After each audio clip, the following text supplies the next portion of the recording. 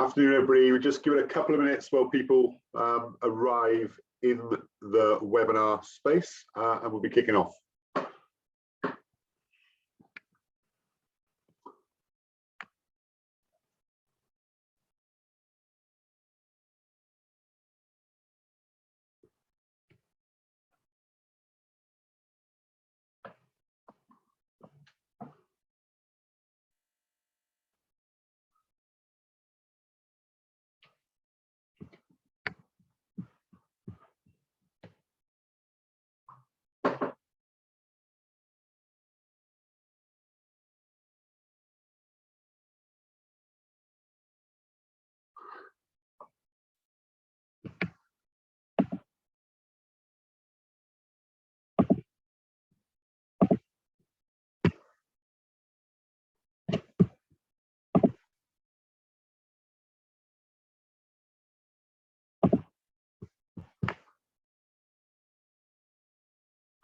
Okay, afternoon, everybody. I think we'll make a start.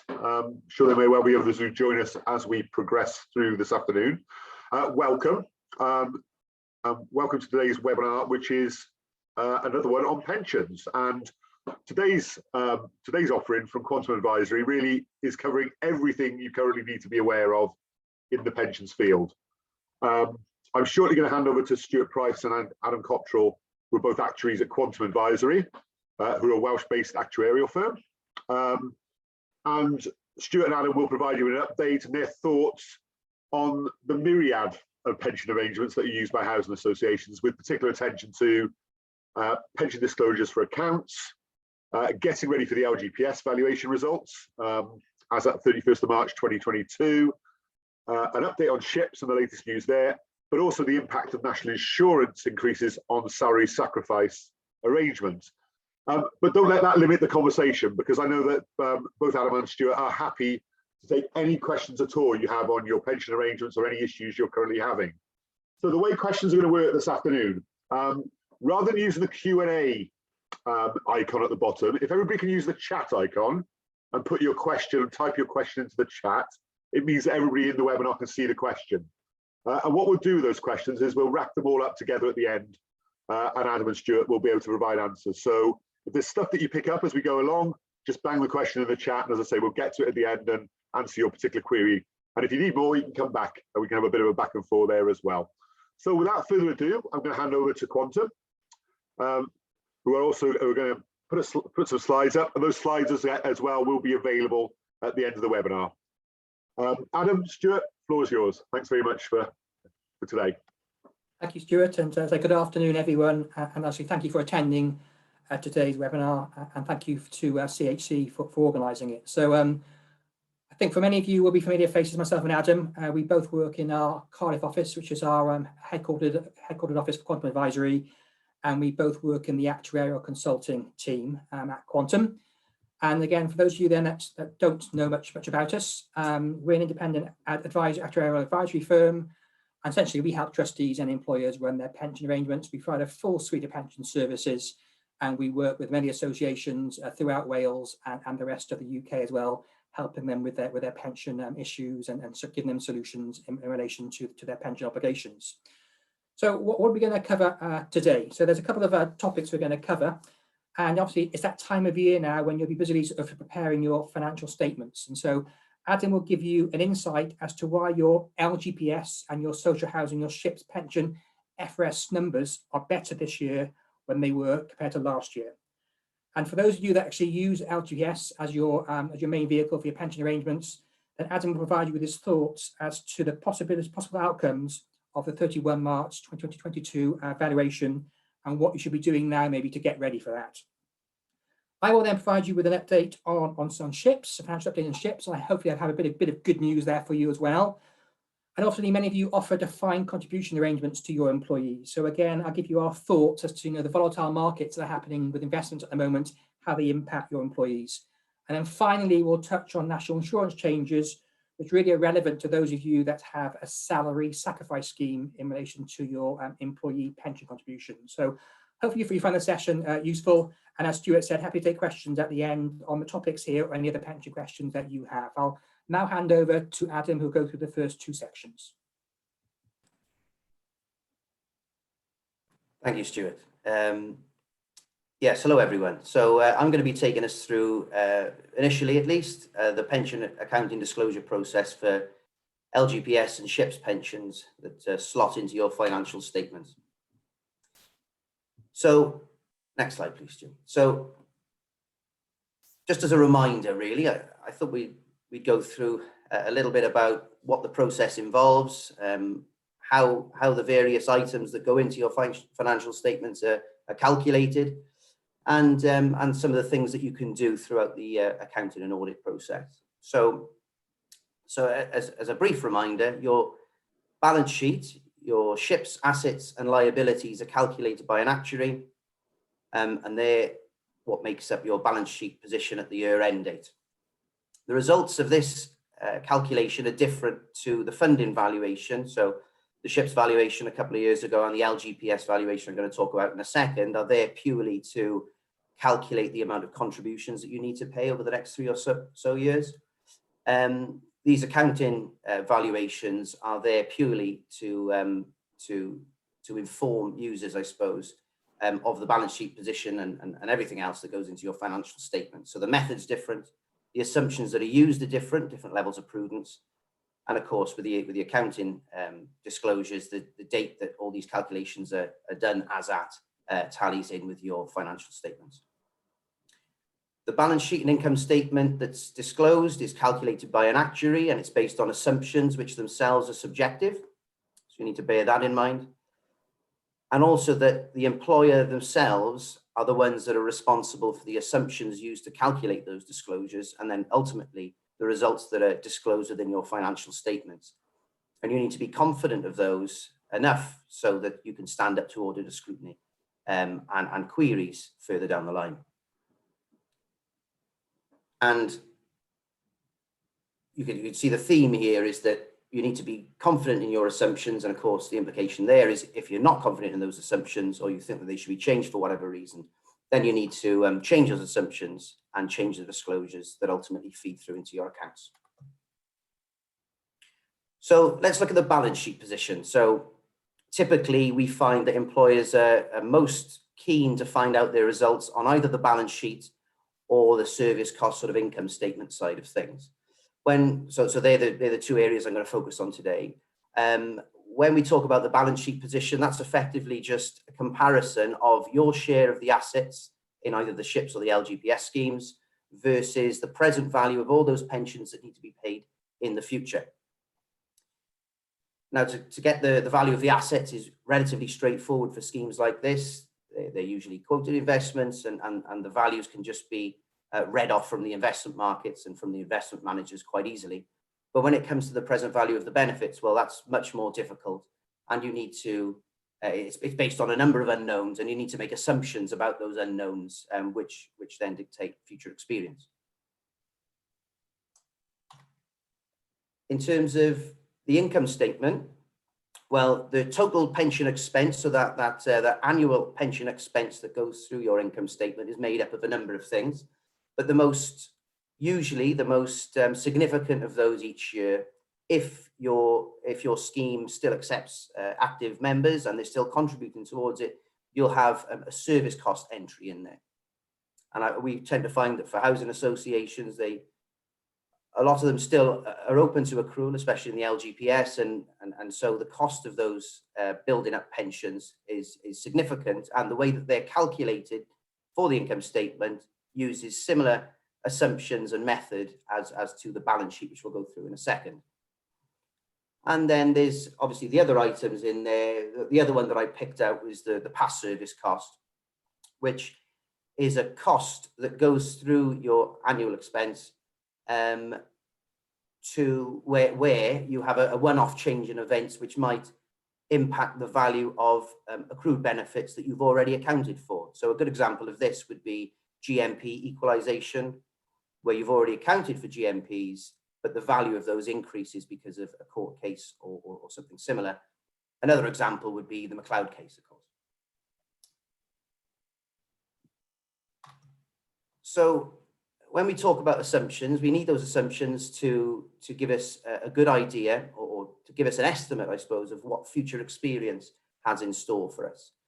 And that's very important when we're projecting and discounting pensions that are paid, 10, 20, 30 years into the future. The main assumptions are on the slide here for you to see, and the ones that really make a difference, and the ones that we always tend to concentrate on quite a lot, and auditors too, are the ones that are in red there. So the discount rate, which is effectively the assumption we use for future investment returns, the mortality rate and future improvement rate, which is our assumption for how long people are going to live when they're in receipt of their pension, and the pension increase rate, which is linked to inflation. So we need to make an assumption about future inflation as well. And the SHPS and the LGPS schemes are heavily inflation linked, both before and after retirement. So that's as critical as the discount rate, really. It's important to remember, sorry, Stuart went back down. It's important to remember that the service cost that goes through your 22 year-end disclosures is calculated using the assumptions at the start of the year. So it's last year's assumptions that dictate what service cost is for the present year. Whereas the balance sheet, when you're trying to calculate the balance sheet position at the year end, they use this year's assumptions. So when we're looking at assumptions this year, we're looking at assumptions that can change the value of the balance sheet this year, but also the service cost for next year's disclosures. The discount rate needs to be set using the yield on high quality corporate bonds, which is the same under the FRS 17 framework. And that's obviously very different to the expected return of your assets. But the other assumptions aren't prescribed in the same way the discount rate is. And you can just choose ones that are broadly best estimate, either based on industry experience or even scheme experience if the scheme is large enough. Thank you. Okay, so what, how has the position changed between the start of the year at March 21 and the end of the year at 22? But to have a look at that, we need to look at how financial markets have moved over the period. And on the chart there on the screen, you can see that the top line is market implied inflation. As you can see at the start of the year, it was about 3.6, and at the end of the year, it was about 4%. The bottom line is the yield on corporate bonds. At the start of the year, it was 2%, and at the end, it was more like 2.7. And in between, we can see how assets generally have performed, and the purple line there charts how global equities have performed over the year in question. The equity line has the axis on the right hand side. So we can see that at the end of the year, the global equities performed at about 1.09 on that axis, which is akin to 9% growth over the year, which is really generous, obviously. Now, of course, how will that translate to your asset values in your disclosures? Well, the LGPS and SHPS aren't wholly invested in global equities. They use very diverse portfolios, as you can imagine, but it's a good proxy. I think it's fair to say that assets would have performed well, not 9% well, but they would have performed very well. And then we look at the liability side. So really, when we look at movement in liabilities, we need to look at the difference between inflation and future investment returns. And that's the gap there at the start of 1.6%. And the bigger that gap is, when inflation is higher, the higher the value of your liabilities. So we like to see that gap shrink so that the liabilities reduce. And we can see that by the end of the year, the gap had shrunk to about 1.3%, sorry. So that would have resulted in liabilities reducing over the year.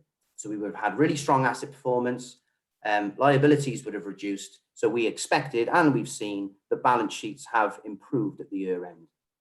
As was the final note there for both SHPS and LGPS. And the final note there is because of the reasons we talked about earlier, about the LGPS having a more aggressive investment strategy, the improvement in the LGPS balance sheet is likely to have been greater than with SHPS, where any improvements might have been more modest. So all this, I suppose, points towards something that we promote quite heavily, which is the benefits of actuarial support from the start to the end of the pension disclosure process. So when you get provided with that set of pension disclosures, it's just one view of the value of your assets and liabilities and what your service costs should be for the year ahead, amongst other things. Now, it's good governance, of course, because you're responsible for putting those items into your financial statements. It's good governance for you to be really comfortable with them and to get them reviewed by an expert who will ultimately be able to approve or not the actuarial assumptions that have been used. An independent actuary can also help to explain the results and some of the movement in the results to senior management or board level if needed, and can suggest changes to those assumptions where it is felt that is appropriate. And the other key benefit, I think, is when those financial statements have been drafted up and the auditor sees them, we find that auditors come back with questions or sometimes like justification around some of the assumptions that have been used in the disclosures. And that's where an independent actuarial firm can be really nimble and help you very quickly if you do get fielded with any auditor questions.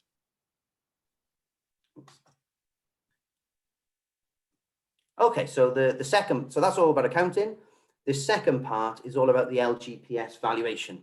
So the valuation date is the 1st of April this year. So calculations are already underway, and we've seen some provisional results for some councils already, which have just shown a direction of travel. It'll be probably the autumn time by the time that you get to see your individual results from the LGPS valuation, and it'll tell you what your deficit is or surplus, if you're lucky enough to have a surplus, and it'll tell you what contributions they're asking you to pay from next year onwards. And of course, that important date there, 1st of April 2023, is when that new contribution structure will come into force. And that might feel like a long time away from now, just under a year, but that'll go by very quickly. And if there are changes that you want to make, if there are things that you can do to impact the contributions that you can pay from April onwards, then really you want to be starting to work on that and think about that now ahead of time. So in terms of the LGPS valuation at 22, the $1 million question, of course, is what will the results look like? I think every time I talk to somebody about this, they always seem quite downbeat because the results just get worse and worse and contributions get higher and higher. And I suppose there's a little bit of respite in a way, at least. So I've charted here for the 3-year period ending on the valuation date in 22, the same financials as you saw in the earlier graph. So that's inflation on the top, gilt yields on the bottom this time, because that's a better proxy for how the discount rate is derived for many LGPS funds, and then global equities in the middle this time. So again, looking at equities first, again, this is just a proxy because we have diversified portfolios, and the impact of any rises or falls will be dampened by that diversification. But we can see that over the year, we had sort of February, March time 2020, we saw that equity markets dropped quite significantly because of the COVID pandemic, but recovered really quickly. And we're back to pre-pandemic levels by around Christmas of 20. And that stellar performance just continued on into 2021 and 22. And although there was the Ukraine war at the start of 22, which has caused some tailing off of equity markets, there has been some recovery as well. And overall, we can see that global equity markets are up by about 50% over the 3-year period. That's a cumulative 50%. So maybe 17, 18% per year, but that's really, really strong. And it'll certainly be more, even after the dampening effect of the diversification, it'll certainly be more than what the assumption was for future investment returns in the 2019 valuation. And that bodes really well. And then the liability side is the other side of the equation, of course. And as I described earlier on, it's the difference between inflation and the discount rate that's important. And at the start of the year, the difference was 2.1%. And at the end of the year, we think that difference had grown a bit to perhaps 2.2 or 2.3% even. And that in isolation will mean that liabilities have gone up. But it doesn't look like an awful lot. I suppose the caveat to this is that over the period, we've also seen announcements on the way that RPI is going to be calculated from 2030 onwards. And the line I have here charts market implied inflation, and that inflation measure is RPI. The impact of the RPI reforms will effectively mean that that gap of perhaps 2.2, 2.3% will probably be bigger this time. And not because of market movements, but because of the way that the actuary will derive their CPI assumption, which gets used to project benefits going forward. So that gap perhaps might be 2.5% or even bigger. And that is going to lead to liabilities certainly being bigger than they were 3 years ago. So overall, what are we expecting? Well, when we're looking at the funding level, it's going to dictate past service contributions. So that's secondary rate, those deficit recovery contributions. We can see that asset performance was positive. We're happy with that. Our net discount rate was negative, and that will increase our liabilities. Mortality was, how has that changed over the 3-year period? You know, I think a lot of actuaries are deferring their in-house views really around how mortality in the future is going to be affected by the COVID pandemic, which has occurred, of course, in the last 3-year period. I think some actuaries are of the opinion that perhaps mortality will be heavier in future because of the effects of long COVID over the long term. Or I've also heard this theory of almost survival of the fittest, where the fittest in society have survived it, and so their life expectancy now, on average, for the whole country will be higher than it was before. I think it would take a brave actuary to take a firm stance now, especially at a valuation that's so close to the pandemic. And so I expect that they probably won't make too much of an allowance for COVID, albeit they might make some. It's a bit of an unknown, but I've assumed that it'll be relatively neutral, meaning that overall we can expect an improvement to the deficit, or improvement to the position, reducing deficits, and perhaps even reducing past service contributions, or that secondary contribution rate.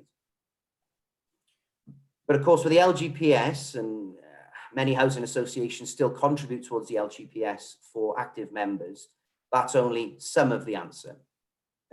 Depending on how many active members you have contributing, will dictate, I should say, your overall results, because the future service contribution rate has changed in a different way to the past service contribution rate.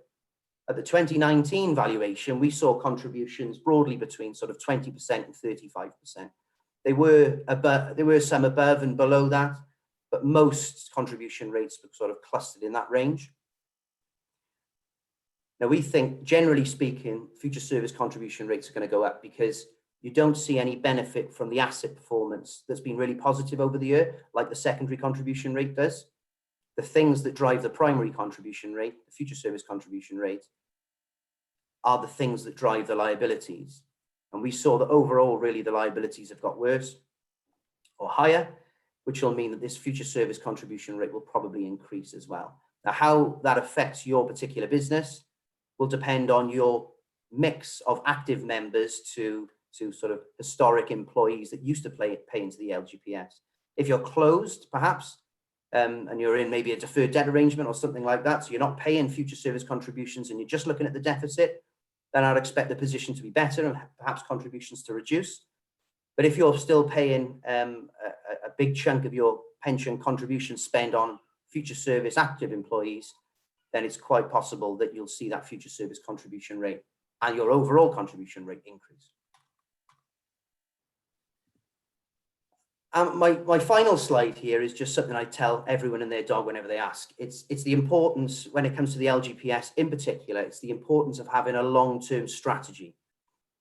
We do see a lot of employers just look very short-term. They look at what contributions am I paying now and at the next valuation. Can I afford it? Yes, I can. And then push pensions to the back burner. But that's a really dangerous strategy, and one that we never recommend. It's always well worth looking at all the costs and risks, doing a full review really, where you look at the current costs and risks, where you look at how the exit debt, which could come into play sooner than you think, can be managed. And there's new regulations that have come out over the last 3 years, such as debt spreading arrangements, where you can crystallize that exit debt and pay it over a number of years, or deferred debt arrangements, where you can avoid a crystallization of that debt and continue to pay to the scheme as an active ongoing employer, but not have to provide future service benefits. You know, these are really, really significant developments in the regulations and something that needs to be taken into account in your long-term pension strategy. And the other thing that I suppose doing a review like this can really help with is getting ahead of the game, because at the moment, we've got this opportune moment where the valuation results are coming out towards the end of the year. You've got an opportunity to engage with the LGPS fund and check things. I won't go into specifics or detail about it, but there's things that you can check, things that you can review and change with the LGPS fund that will have an impact on your contributions going forward. And it's well worth engaging with them. Obviously, having an actuary or an expert on your side will certainly help with those discussions. And that's what I wanted to say. Thank you. Thanks, Adam. I'm sure there'll be some questions on the LGPS in later on. So I'm going to quickly now go through an update on the SHPS pension scheme, obviously, because housing associations are generally either members of the LGPS or of the SHPS pension scheme. And thought I'd set the scene and first of all, just look back at what happened at the last funding valuation back in September 2020. So what we've got is the valuation 2017 and the one in 2020. And you can see it was broadly similar deficit of around about £1.5 billion. But in 2020, though, that deficit should have been, if the 17 valuation had been played out, should have been around about £1 billion. So because the scheme hadn't performed as well as expected, what it meant for employers was essentially there's a significant increase in the contributions they were paying towards the deficit. And that was also going to be paid for a longer period of time. And then in relation to providing benefits for future service, the cost of that really did shoot through the roof. And because of that, then many employers either changed the benefit structure, so maybe offered less generous benefits to employees, so both they and the employees could afford and carry on building up defined benefits, or some employers said enough's enough, and they closed the defined benefit down to future accrual. Now, with the defined benefit schemes, as well as having a funding valuation every 3 years, where you assess, what's going to be paid over the next 3 years, then the actuaries also give you an annual update to give you a feel for how things are moving. So the next one of these updates for the SHPS scheme was as at September 2021. And so what has happened over that 1 year period from 20 to 21? But again, as you've sort of seen maybe from Adam's sort of talk earlier on, we've got 3 graphs here, and the top one here is gilt yields, so the yields you get from government bonds. And when that goes up, gilt yields go up, the value the actuary places on the liabilities goes down. So you can see over that 12-month period between September 20 and September 21, gilt yields have gone up from around about 0.7% to around about 1.4%, quite a significant increase. If you then go down to the bottom left-hand side, implied inflation. So again, as Adam mentioned earlier on, these pension schemes, benefits before and after retirement are generally inflation-proofed, inflation-linked. But you don't look at the current rate of inflation. What you need to do, because these benefits are paid for a long period of time, for 20 or 30, 40 years, you have to look at the market's expectation for long-term inflation. And you can see over that 12-month period, that has been increasing slightly. That's been going up. So when that's been going up, then the value placed on the liabilities will go up again. So obviously that will then detract from the investment, from the funding performance of the scheme. And on the right-hand side, then you've got the global equity return. So the global equity markets, how have they done? Obviously, as Adam mentioned earlier on, they've done well. You can see that back in September 2020, we're coming out of the bottom pit really from the COVID-19. And you can see that it's been continually increasing over the year to September 2021. And the good news is that in the SHPS pension scheme, around about 60% of the scheme's assets are in growth funds. So when those assets do well, then that will help the funding of the scheme. So what does it all mean then for the SHPS pension scheme? Well, the Pensions Trust, who run the scheme, have provided the update as at September 2021. So you can see you've got the valuation results there, September 20, and the update as at September 2021. And you can see the deficit has come down by around about 450 million pounds. Again, a significant improvement in relation to the funding position as at September 2021. Now, and what are the reasons for that? Well, we've talked about the gilt yields increasing, producing a lower value of liabilities, better than expected investment return, investments working really well. Also, employers are paying extra contributions to the scheme to make good the deficit. Again, that's helped as well. And over the period as well, there's been 6 employers have left the SHPS pension scheme, taking out their assets and liabilities. But when that happens, though, that actually helps the funding of the scheme. And again, that's helped reduce that deficit as well. And on the negative side, I think working against has been that long-term inflation increase, really. So you can see, you know, the position has really improved for the SHPS pension scheme as at September 2021. But of course, we're now moved on. We're now in May 2022. So what's happened since then? So again, a similar slide with just some additional graphs now, looking at financial markets since September 2021, since that last update. And again, you can see the gilt yields, they came down a bit, but now have been going up again. So again, they've been increasing over the last 9 months or so. So again, that will help reduce the value of your liabilities and help improve the funding of the scheme. Looking at the long-term inflation prospects, you can see that's broadly been flat, even though the short-term inflation is going up. Over the longer term, that's already been factored into markets, and you can see that's broadly flat over the period looking at here. But looking at the global equity markets, though, you can see they have fallen by around about to 10%, and that's generally because of the war in Ukraine and the impact that's had on markets, and also the high levels of inflation and how that could impact, you know, global economies as well. So that's really had a dampening down on the global equity market. So where do we think we are now in relation to the SHPS pension scheme? Well, I think, you know, if I put my finger in the air, I expect the funding position hasn't really broadly changed since September 2021. So that deficit being around about, you know, 1.1 billion pounds, but still a significant improvement on where we were when we had the funding evaluation done in September 2020.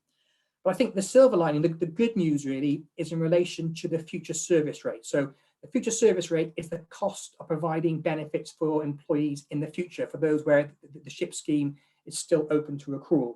And because those gilt yields have been going up, what we expect maybe is that cost of providing that benefits in the future has maybe come down currently by around about 20% or so. So what that would mean in real terms is most probably is a reduction in the contributions required by the employer and potentially the employees as well. So it's the employer's choice what they do. But I suppose, you know, the caveat is it's still early days yet. We've still got a way to go until these numbers are formalised in the September 2023 valuation. But again, though, I think, you know, where we're sort of seeing the markets and with gilt yields, I expect most probably at that point in time that there will be a reduction in the future service rates. And if that was the case, then there wouldn't be any change in contributions for the associations until most probably the following year, September 2024. But I do think, though, for once now, we are seeing some good news in the SHPS DB pension scheme. In the past few valuations, it's always been doom and gloom. So I think, you know, future service rate could potentially come down. And obviously, you know, if we continue to see those improvements in the funding level, then maybe the contributions paid towards deficit will come down as well. So hopefully there could be some good news for SHPS employers in a few years' time. So let's wait and see. But again, it's nice to give some good news once in relation to the SHPS pension scheme. So also, a lot of you have a defined contribution schemes in place. So some of you use the social housing pension scheme, and some of you will have your own pension providers in place. You know, people like, you know, Royal London, Scottish Widows, Aviva, etc. So, you know, what's been the impact of the markets on defined contribution pension schemes? Well, before we sort of delve into that, I thought I'd just give a quick reminder. Obviously, there are different beasts to defined benefit schemes. So the way defined contribution schemes work is, you know, the employee and employer put money in each month, like you do in defined benefit schemes. But here, though, every individual member or employee has their own individual ring-fenced account, whereas in the DB schemes, all the money goes into one big pooled pension fund. And those contributions the employee and employer pay into that ring-fenced account get invested. Obviously, the employee chooses where to go. And those investments then hopefully will grow over time with investment returns. So then at retirement, the employee's got a pot of money it can use to provide it with an income. Now, with these schemes, though, the reason they're popular with employers these days is due to the fact that all the risk is with employees. Because with these schemes here now, if investment markets do well, it means that the employee would benefit. But on the flip side, if investment markets don't do well, it means that at retirement, the individual will have a low pot of money and they'll be the one taking on that risk. And also with these arrangements, where they're different from defined benefit schemes. Defined benefit schemes, your employees are given a guaranteed pension or guaranteed income when they come to retire. In defined contribution, they're given a pot of money then to go away and provide them with an income. So what options do they have? A number of options. You know, one option is that, you know, an individual in a defined contribution scheme, when they come to retire, their pot of money, give it all to an insurance company, and that insurance company will provide them with a guaranteed income called an annuity that we pay to them and for the rest of their life. and that number then that pension can be increasing in line with inflation and can be passed on to dependents once the individual passes away. And another option is to take the pension pot as a one-off lump sum or a series of lump sums with a quarter of the payment tax-free and the rest then taxed at your marginal tax rate. But what we're finding these days is the most common way to take defined contribution benefits at retirement is something called drawdown. And in drawdown, the way drawdown works is the money is moved into relatively safe investments, and an individual will then draw down on those funds as and when it needs income during retirement. That's currently the most popular way to take defined contribution pension schemes. So what's financial markets done to defined contribution schemes over the last 18, 19 months? So these graphs here actually look at the period from September 2020 up until the current date. And you can see really the gilt yields have been increasing over that time, as you've seen from the other graphs. The implied long-term inflation, again, has been increasing as well, as you've seen from the other graphs. And the global equity markets, you can see obviously that's moved up, but in recent times, though, due to the Ukraine conflict, there has been a bit more volatility in the markets, and you can see they have come down over the last couple of months following a Russian invasion of Ukraine. So what does it mean for your employees who have defined contribution benefits? Well, as I mentioned, global equity markets have recovered, but they do still remain very volatile. I think, one thing to say is, most defined contribution pension funds will have little or no exposure to direct Russian markets. So what you find is with all the sanctions, the Russian investments are losing their values completely. The impact on defined contribution schemes is really negligible. It's tiny because most schemes don't have any direct exposure to Russian markets. Obviously, there's the indirect exposure, which is actually having a play on global markets generally, but direct exposure is very, very small. And also with this sort of short-term volatility, well, again, it's not an issue for most individuals because most individuals, are in their 20s, 30s, 40s, or 50s, and they've got a long way to go before they reach their retirement age. So these short-term blips of markets falling doesn't impact them. And investments, pensions are long-term investments. And actually, when markets are low, maybe it's an opportunity for individuals to maybe buy at a lower price and benefit over the longer term. And again, something we always talk about in relation to defined contribution investments in general, diversification is key because when you invest in a wide range of asset classes, it dampens down that volatility. And again, you find that generally default defined contribution funds do have very diversified portfolios. So again, your employees who are in these schemes won't be maybe seeing the falls that currently happen to global equity markets totally, because again, some of that will be dampened out by investing in other types of asset classes that maybe haven't been impacted as hard. But I suppose with defined contribution schemes, the key time is when you're coming close to retirement, because what happens when you come close to retirement, you don't want the market to fall. It falls in value and your fund falls in value, and then you come to retire, that means your potential retirement income has dropped. So again, what you find these majority of these default funds have in place for defined contribution schemes, it's having in place something called lifestyling. So lifestyling is when you're younger, you're investing in growth assets looking to generate that growth, and you can take on that volatility over the short term, it doesn't impact you. But then as you get closer to retirement age, you gradually get moved into safer assets such as government bonds, cash instruments, corporate bonds, etc. Things that don't move, don't fluctuate so much when things aren't going so well. And that then will offer protection in relation to your defined contribution pension fund for those that are coming close to the retirement. And the last bullet point in this slide here, annuity rates. So you've seen that gilt yield going up. So when that gilt yield's been going up, what that means is that if an individual was to give their money to an insurance company to provide them with this guaranteed annuity or guaranteed pension, the terms they're going to get today are better than they would have got a few months ago. Over the last 10, 15 years or so, the rates you can get from insurance companies to purchase annuity have been appalling due to the low interest rate environment we're in, low gilt yields and low interest rates.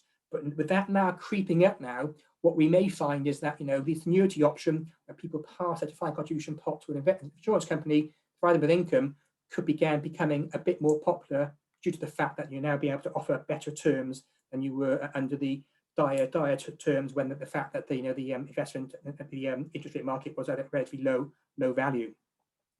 And then lastly on this slide, then just really defined contribution schemes. As I mentioned before, employees are taking on all the risk, and so sometimes you want to give reassurance to your employees, and by maybe sort of having a quick communication with them. So I think you should, again, and bring out some of these key messages to staff about the fact that, portfolios are diversified, and when you're younger, the impact isn't so great. And also remind them of the tax efficiencies. They pay contributions in and they get tax relief and also national insurance relief as well in many cases. And when they take the money out again, a quarter of it is tax free as well. So again, remind individuals about the facts that these pension schemes are a very efficient way to save your retirement. And again, maybe the time's not right at the moment, but again, it's always good to encourage your employees to maybe save a bit more, because the more you can save when you're younger, the bigger impact it has. But I am conscious of the fact that with high inflation, high level of food prices and energy prices, etc., for some individuals, that will be of second concern. The main concern at the moment maybe just to make sure you've got enough money in to make sure you can buy your food and pay your bills, etc. But maybe that's something more for longer term when inflation stabilizes over the next couple of years. So that gives you a feel for defined contribution schemes and where we are. And I finally want to touch upon a slightly left field subject really, but it's in relation to the national insurance changes. And this really has implications for those of you that, and a lot of you do use this, I know, use a salary sacrifice arrangement for employee pension contributions. And so what I thought I'd do is just remind everyone about these arrangements, because maybe not all of you have got them in place, about how they work. So before a salary sacrifice arrangement, the way a pension scheme works is the employer, on the left-hand side of this slide here, the employer will pay contributions direct to the pension scheme. They pay the employee their full salary, and then the employee, out of their salary, pay their contribution to the pension arrangement. The employee gets a tax relief on that contribution, but because it's an employee contribution, the employee and the employer pay national insurance on that contribution. So that's what would happen before salary sacrifice. On the right-hand side, it shows you what happens after. What happens after is the employer will pay its contribution to the pension scheme, but also it will now pay the employee's contribution for them as well. So the employer's got the same amount going into the pension. But when an employer pays a pension contribution, no national insurance is paid by the employee or employer. So therefore, what that results in is the fact that both the employee will pay less national insurance and see a net increase in their take-home pay, and the employer will pay less national insurance as well.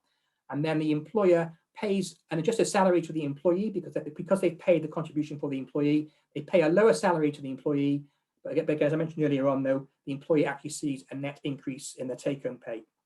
And the way we always explain it again to individuals is by showing before and after pay slips. This example here is someone who's got a salary of £50,000 per annum and are paying a 5% contribution. So you can see their basic salary in the top left-hand corner there, £2,500 per month. And on the right-hand side there, by that bubble, you can see their contribution of 5%, it's £125 a month. And then if you go down to the middle column at the bottom, you can see the employer is paying in a £250 contribution. So they're paying in 10%, for example. This person's got £375 going to the pension every month. That's the way a pay slip would look like before salary sacrifice. After salary sacrifice, this is how it looks. So you can see on the left-hand side, the individual is still getting their basic entitlement of £2,500, but that pension contribution has moved from the right-hand side to the left-hand side and is now called salary sacrifice. And it's taken from pay before pay is taxed and also before any national insurance is taken. And this example here then, that will result then on the right-hand side, you can see that the individual pays £16.56 less national insurance, which means it works all the way through the pay slip, means their net take-home pay goes up by £16.56. And then that middle column there, now you can see the employer's paying £375. They've got the same amount going into the pension scheme. As this individual in question here now then, over a year, their net take-home pay would go up by £200 just for taking part in salary sacrifice. And for the employer, their sort of reduction in national insurance for this one person would be around about £225 per annum. So again, you can see for employers, when you've got a large number of employees, compounding that over your workforce, you can see the savings employers can make can be quite significant, and they can use those savings maybe to increase contributions into the pension scheme, or maybe help fund, education and awareness sessions in relation to pension saving. So that gives you an insight as to how salary sacrifice works. So what do these changes mean? Having national insurance. Well, from April this year, both the employees and employers' national insurance rate increased by 1.25%. So employees now are generally paying 13.25% national insurance, and the employers paying 15.05% of the national insurance. Now, from April 2023, this extra NI increase will be reclassified as a health and social care levy, but it will still be treated in the same way as national insurance contributions. So what does this mean for salary sacrifice pension arrangements? Well, what it means essentially is that, it's going to make it even more efficient to pay contributions this way, because obviously with the higher national insurance rate, it means that there are more national insurance savings to be made. So again, it's something just to be aware of if you've got one in place. Again, it's a good news story potentially for your employees. And for those of you that haven't put this in place yet, again, I urge you, something to think about, because it is a win-win for most of the employees and most, and obviously the employer as well, for really little work to put in place and then to reap rewards in relation to national insurance savings. The only caveat I'll say is that if you use the LGPS as your pension arrangement, then you can't put in place a salary sacrifice arrangement for that pension arrangement, but you can for all others. And the other part I want to mention really is just a bit of a technical part, is in relation to the national insurance threshold increase. So this is the amount of money that someone has to earn before they start paying national insurance. And from July this year, it's increasing from around about £9,500 to around about £12,500.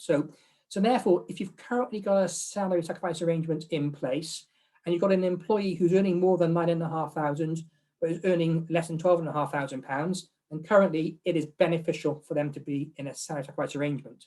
But come July, if the salary stays below that threshold of £12,570 per annum, then it won't be beneficial for them to be in a salary sacrifice arrangement, because A, they won't make any saving, and B, they could potentially lose some entitlement to state benefits and also some potential benefits on the employer, such as paternity, maternity, or sickness benefits as well. So again, if you've got these arrangements in place, then what I would do is urge you maybe to have a quick review to make sure that if you've got any sort of individuals who are earning between that £9,500, £12,500, you have a conversation with them, and it most probably best if they opt out of salary sacrifice, remain in the pension scheme, but just pay contributions the way they pay them previously.